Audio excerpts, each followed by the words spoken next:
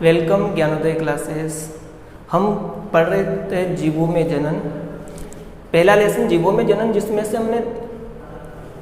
हम जानते हैं कि जनन होता क्या है। प्रकृति में जीव अपने समान संतति या अपने से लक्षणों में कुछ भिन्न संतति को जन्म देते हैं। इस प्रक्रिया को जनन कहते हैं। हमने देखा था कि जनन दो प्रकार के होते हैं, अलैंगिक जनन और लैंगिक जनन, जिनमें से हम पिछली क्लासों में अलैंगिक जनन के बारे में पढ़ चुके थे और बाकी लैंगिक जनन के बारे में पढ़ना है। तो हम पहले देखते हैं कि अलैंगिक जनन, थोड़ा सा रिवीजन करते हैं कि अलैंगिक जनन में हमने क्या क्या पढ़ा था। हमने अलैंगिक जनन में विखंडन पढ़ा था, मुकुलन पढ़ा था, खंडन पढ़ा, बीजाणु द्वारा जनन पढ़ा और अन्य कई कायिक जनन की बहुत सारी विधियों का वर्णन किया था। आज हम अलैंगिक जनन प्रकृति में क्यों पाया जाता है, इसका क्या महत्व है, इसके बारे में पढ़ेंगे। हमको आज का टॉपिक है अलैंगिक जनन के महत्व, अर्थात अलैंगिक जनन का प्रकृति में क्या महत्व होता है। तो अपना नेक्स्ट हेडिंग है अलैंगिक जनन के महत्व। क्या क्या महत्व होते हैं अलैंगिक जनन के, देखते हैं। अलैंगिक जनन उन जीवों में पाया जाता है, अर्थात उन पादपों में पाया जाएगा जिनमें बीज उत्पन्न करने की क्षमता नहीं होती है।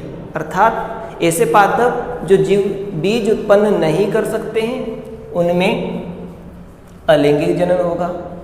तो हम देखते हैं कि पहला क्या महत्व है इसका, कि जिनमें ऐसे पादप जिनमें बीज का निर्माण नहीं होता है, बीज का निर्माण नहीं होता है, उनमें अलैंगिक जनन पाया जाएगा। जैसे कि हम बात करते हैं आलू में बीज का निर्माण भी होता है, लेकिन सामान्यतः जनन कायिक जनन होता है उसमें। शकरकंद, ब्रायोफिलम, दूब घास, ऐसे कई सारे पादप है जैसे हम उदाहरण लिखते हैं जिनमें बीज का निर्माण नहीं होता है और जिनमें अलैंगिक जनन पाया जाएगा। और सभी जंतुओं में भी विशेष प्रकार की संरचना, अर्थात विकसित संरचनाओं, जननांगों का निर्माण नहीं होता है, उनमें भी अलैंगिक जनन पाया जाएगा। अर्थात जिनमें बीज का निर्माण नहीं होता है, ऐसे कौन कौन से हमने देखे हैं, केला, हल्दी, अदरक, आलू, ऐसे कई सारे उदाहरण होते हैं पादपों के जिनमें बीजों का निर्माण नहीं होता है। या फिर ऐसे जंतु, ऐसे जीव जिनमें लैंगिक जननांग का, अर्थात जननांग विकसित नहीं होते हैं, जननांग विकसित नहीं होते हैं, तो उनमें जनन की कौन सी विधि पाई जाएगी, उनमें भी अलैंगिक विधि के द्वारा ही जनन होगा। कुछ पादप ऐसे होते हैं जिनमें बीज का निर्माण भी होता है, लेकिन उन बीजों में अंकुरण की क्षमता नहीं होती है, अर्थात वे बीज अंकुरित नहीं होते हैं। उन पादपों में भी अलैंगिक जनन पाया जाएगा। जैसे हम बात करते हैं संतरा की, अर्थात बीजांकुरण की क्षमता भी नहीं होती है, बीजांकुरण की क्षमता नहीं होगी, ऐसे पादपों में भी अलैंगिक जनन पाया जाएगा। जिन पादपों में बीजांकुरण की क्षमता अनुपस्थित होती है, उनमें भी अलैंगिक जनन, अलैंगिक विधि के द्वारा जनन होता है। कुछ पादप ऐसे होते हैं जिनमें लैंगिक जनन होगा, यदि बीज का निर्माण होता है तो वो 13 से 15 वर्ष लगा देते हैं, अर्थात एक लंबी समयावधि के बाद नई पीढ़ी को आगे बढ़ाएंगे तो इसमें बहुत समय लग जाएगा। तो कुछ पादप ऐसे होते हैं, अर्थात इसका महत्व यह भी होता है कि अलैंगिक जन्म के द्वारा किसी भी जीव की संख्या में अधिक से अधिक वृद्धि हो और कम समय में बहुत ज़्यादा संततियाँ प्राप्त हो जाती है। जैसे हम बात करते हैं आलू की, अर्थात अलैंगिक जनन में समय कम समयावधि में संतति का निर्माण होता है। कम समयावधि अर्थात अलैंगिक जनन में समयावधि कम लगती है, इसलिए प्रकृति में अलैंगिक जनन इसलिए भी पाया जाएगा। जैसे हम बात करते हैं आलू की, आलू, यदि आलू के बीजों को बोया जाए तो वह बीज अंकुरित होकर बड़े होकर उनमें पुष्प धारण होगा और फिर आलू बनेंगे। इसमें 13 से 15 वर्ष लग जाते हैं। और यदि इतना टाइम लगेगा, 13 से 15 वर्ष लग जाएंगे, तो फिर फसल उत्पादन होने में बहुत समय लगेगा, जिससे इसकी पूर्ति नहीं हो पाएगी। अर्थात इसके लिए अलैंगिक जनन पाया जाता है।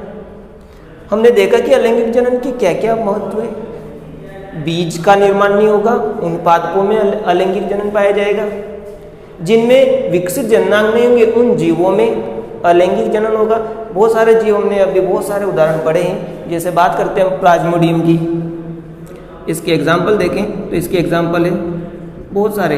प्लाज्मोडियम सामान्यतः एक कोशिकीय जीव भी होंगे, प्लाज्मोडियम,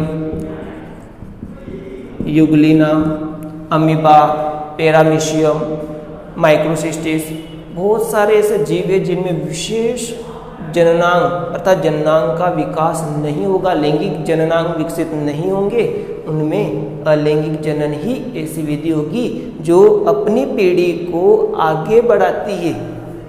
प्रकृति में प्रत्येक जीव अपने आप को अर्थात अपनी जाति को बनाए रखने के लिए नए जीव को जन्म देते हैं। इसी को हम क्या कहते हैं, जनन कहते हैं। और जनन की 2 विधियाँ होती है और अलैंगिक जनन के क्या क्या महत्व होते हैं ये देखे हमने। इसके अतिरिक्त कम समय में यदि कोई ऐसी भूमि है जहाँ पर कोई पादप या जंतु या जीव नहीं है, वहाँ पर उसको उपयुक्त बनाने के लिए भी अलैंगिक जनन आवश्यक होता है।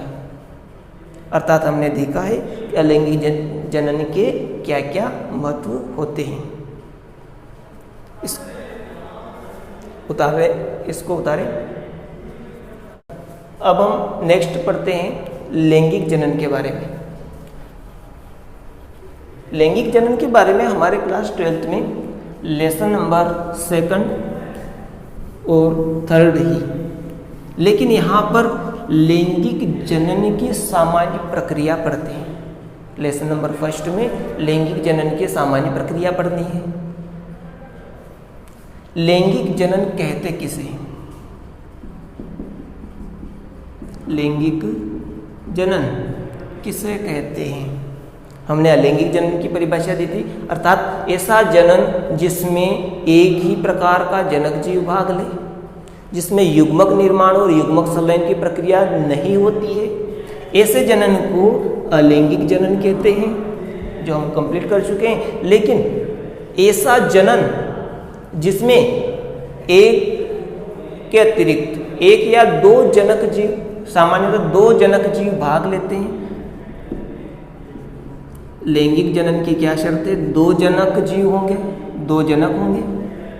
विपरीत लिंग वाले 2 जनक होंगे, जिनमें से एक नर और दूसरा मादा। इस प्रक्रिया में युग्मक निर्माण होता है, युग्मक जनन की प्रक्रिया होती है लैंगिक जनन में, अर्थात युग्मक जनन होता है। इसमें अर्धसूत्री विभाजन पाया जाएगा और फिर युग्मक संलयन की प्रक्रिया होगी।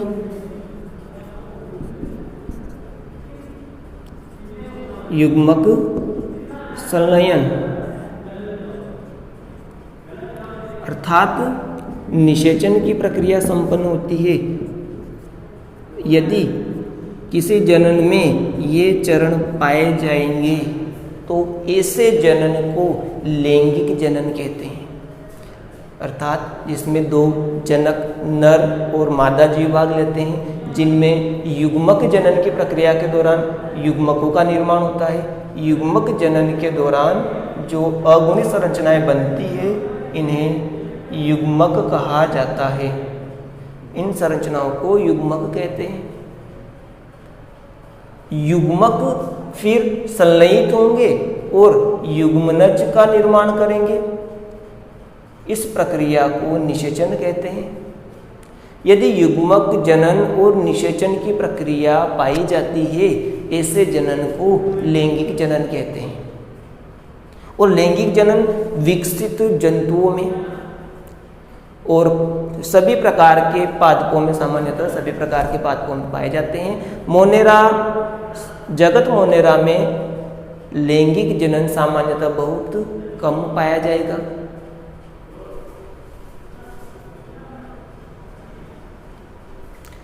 तो लैंगिक जनन की क्या क्या विशेषताएं होती है देखते हैं।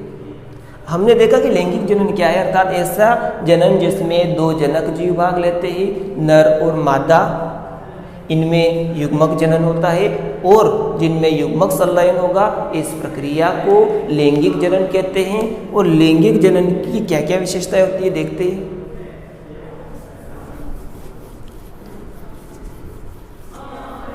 तो पहली विशेषता वही है, विशेषताएं, लैंगिक जनन की विशेषताएं। पहली विशेषता इसमें युग्मक अर्थात दो जनक होंगे। जनक नर व मादा होंगे।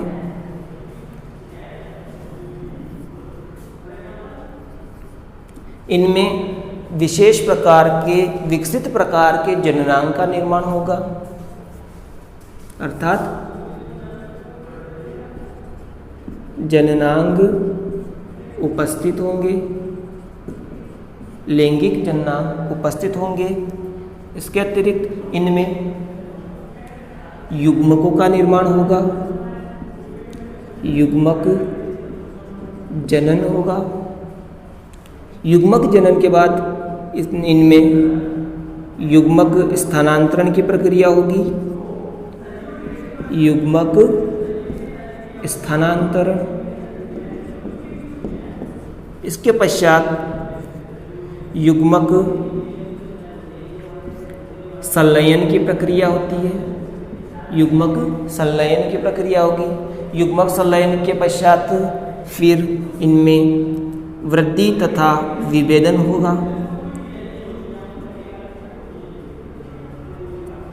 या विभाजन व विभेदन की प्रक्रिया होगी, जिसके फलस्वरूप जीवों में वृद्धि होगी और जीव परिपक्व होकर पुनः जनन योग्य हो जाते हैं। अर्थात जनक पाए जाएंगे, जननांग उपस्थित होंगे और उन जननांगों के अंदर युग्मक जनन की प्रक्रिया होगी और युग्मक जनन के दौरान युग्मक का निर्माण होगा। और युग्मक कैसे होते हैं? अगुणित होते हैं। युग्मकों का स्थानांतरण होगा, युग्मक संलयन होगा और युग्मक संलयन की प्रक्रिया में क्या फलस्वरूप युग्मनज का निर्माण होगा और इस प्रक्रिया को निषेचन कहा जाएगा। ये सभी जीवों में हमें ये पढ़ना है। जनक, जननांग, युग्मक जनन और युग्मक स्थानांतरण, युग्मक संलयन और विभेदन। इसके पश्चात विभाजन, विभेदन के पश्चात वृद्धि और वृद्धि के फलस्वरूप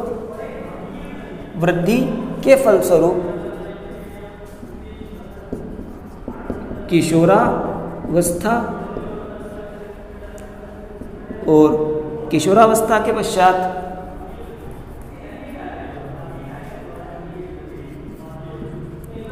जीर्णता और इसके पश्चात प्रत्येक जीव की मृत्यु हो जाती है। इन्हीं चरणों को हमको आगे बढ़ना है। लैंगिक प्रजनन में हम मुख्यतः 3 अवस्थाएं पढ़ते हैं, लैंगिक जनन की अवस्थाएं। मुख्यतः हमको 3 अवस्थाएं पढ़नी है लैंगिक प्रजनन की। पहली किशोरावस्था,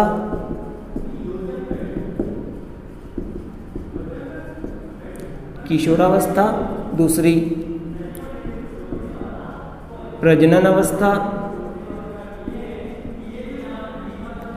दूसरी अवस्था होती है प्रजनन अवस्था, और तीसरी जीर्णता। इन 3 अवस्थाओं के अंतर्गत हमको लैंगिक जनन पढ़ना है। और लैंगिक जनन का हम सामान्यतः यहाँ पर आधार बेसिक पढ़ेंगे। मुख्य प्रक्रियाएं हम दूसरे और तीसरे लेसन में पढ़ते हैं, लेकिन यहाँ पर हमको आधार पढ़ना है। देखते हैं किशोरावस्था या कायिक प्रावस्था, इसको पादप में कहा जाएगा, पादपों में कायिक प्रावस्था, प्रजननावस्था और जीर्णता। तो हम स्टार्ट करते हैं किशोरावस्था। किशोरावस्था हम जानते हैं कि प्रत्येक जंतु जन्म के पश्चात वृद्धि प्रदर्शित करेगा और वृद्धि के दौरान धीरे धीरे वह बड़ा होकर एक परिपक्व अवस्था, जब जनन से पहले जननांगों का निर्माण होता है, जननांग परिपक्व होने लग जाएंगे, शरीर में वृद्धि होगी, शारीरिक वृद्धि होगी, मानसिक वृद्धि होगी। इसके पश्चात एक विशेष अवस्था प्राप्त होगी जिसे कहते हैं किशोरावस्था। किशोरावस्था प्रजनन से पूर्व प्रावस्था होती है। जो मनुष्य की बात करें तो मनुष्य में नर में लगभग 14 वर्ष के अंतर्गत और मादा में 12 वर्ष में किशोरावस्था आती है। और किशोरावस्था के पश्चात जननांग अर्थात व्यक्ति लैंगिक रूप से परिपक्व हो जाते हैं। उसी प्रकार अर्थात एक निश्चित अवधि के पश्चात ही जीवों में जनन होता है। इस अवधि को क्या कहा जाएगा? किशोरावस्था। और यदि हम पादप की बात करें तो पादपों के अंदर कायिक प्रावस्था पाई जाती है।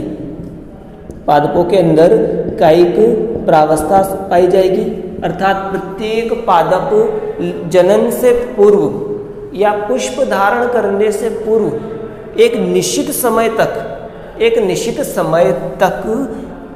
वृद्धि प्रदर्शित करता है और उस निश्चित समय को कहा जाएगा कायिक प्रावस्था। अर्थात लैंगिक प्रावस्था से पूर्व पादप परिपक्व अवस्था को प्राप्त करेगा, इसको कहा जाएगा कायिक प्रावस्था। जैसे हम बात करते हैं फसलों की, सोयाबीन की बात करें तो सोयाबीन में पुष्प तब तक नहीं बनेंगे जब तक कायिक प्रावस्था संपन्न नहीं होगी। और कायिक प्रावस्था को संपन्न होने में 1.5 से 2 माह लगते हैं। 1.5 से 2 माह के पश्चात सोयाबीन या अन्य फसली पादप जो 3 माह की होती है तो उनमें से 1.5 से 2 माह तक पादप केवल वृद्धि करता है, जड़ तना पत्ती का निर्माण होता है, इसे कायिक प्रावस्था कहते हैं। इसके पश्चात पादपों के अंदर पुष्प धारण होते हैं। लैंगिक जनन के दौरान पादप में पुष्प बनते हैं, इसको हम कहते हैं जनन अवस्था। पुष्प के पश्चात फल का निर्माण होगा, फल के अंदर बीज का निर्माण होगा और बीज परिपक्व होते हैं। इस पूरी अवस्था को कहा जाता है प्रजनन अवस्था।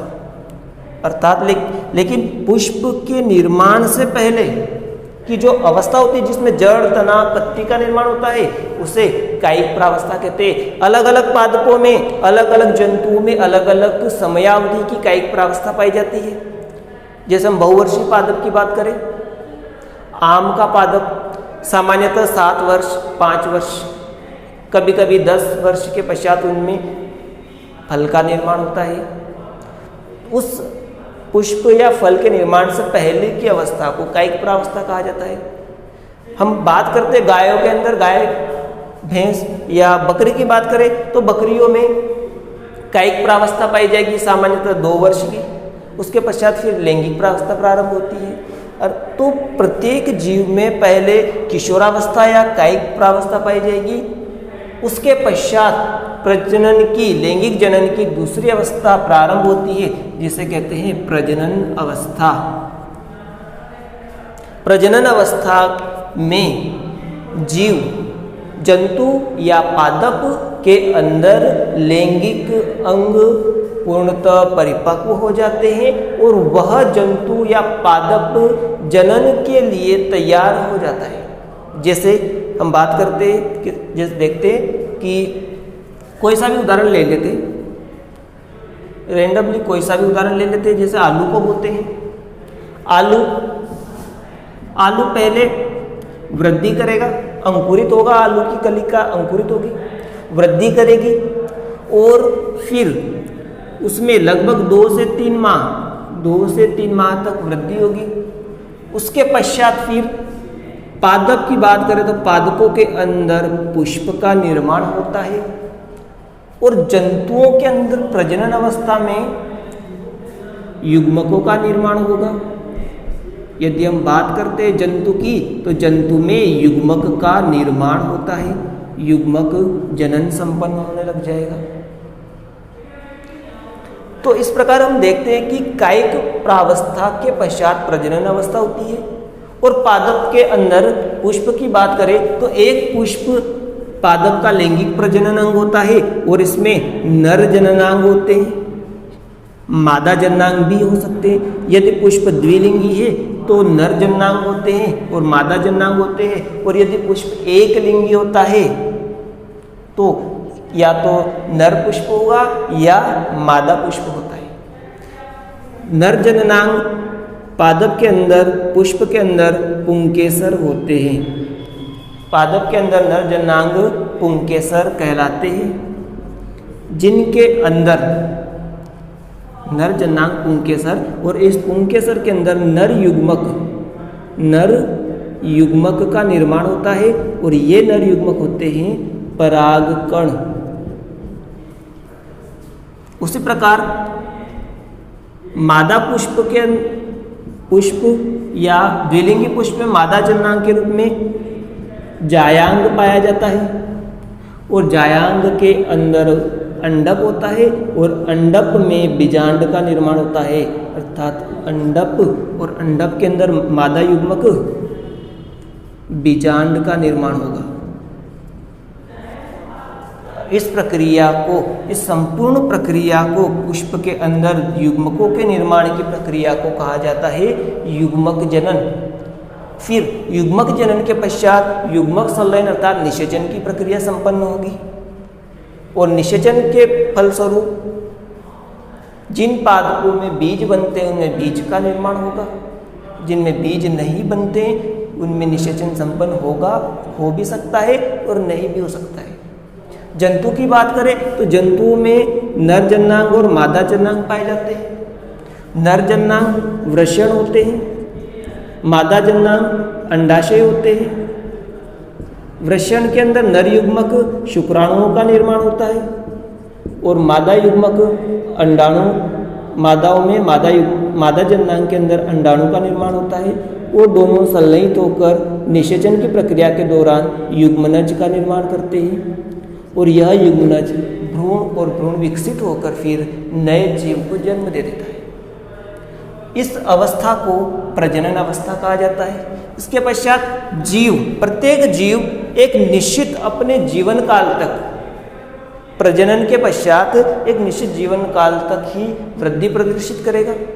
उसके पश्चात उसमें जो भी उत्तक होते हैं, अंग होते हैं, धीरे धीरे काम करना कम कर देते हैं और एक समय ऐसा आता है जो काम करना बंद कर देते हैं और उस जीव की प्राकृतिक मृत्यु हो जाती है। अर्थात हमने एक लैंगिक जनन के दौरान जीवन चक्र में 3 अवस्थाएं पढ़ी। जन्म के पश्चात वृद्धि के बाद जंतु या पादप किशोरावस्था या कायिक प्रावस्था को प्राप्त करते हैं। उसके पश्चात फिर प्रजनन अवस्था आती है और प्रजनन अवस्था के बाद धीरे धीरे बुढ़ापा या जीर्णता आती है और जीर्णता या बुढ़ापे के पश्चात फिर वह जीव मर जाता है। यही जीवन चक्र पाया जाता है लैंगिक जनन के अंतर्गत।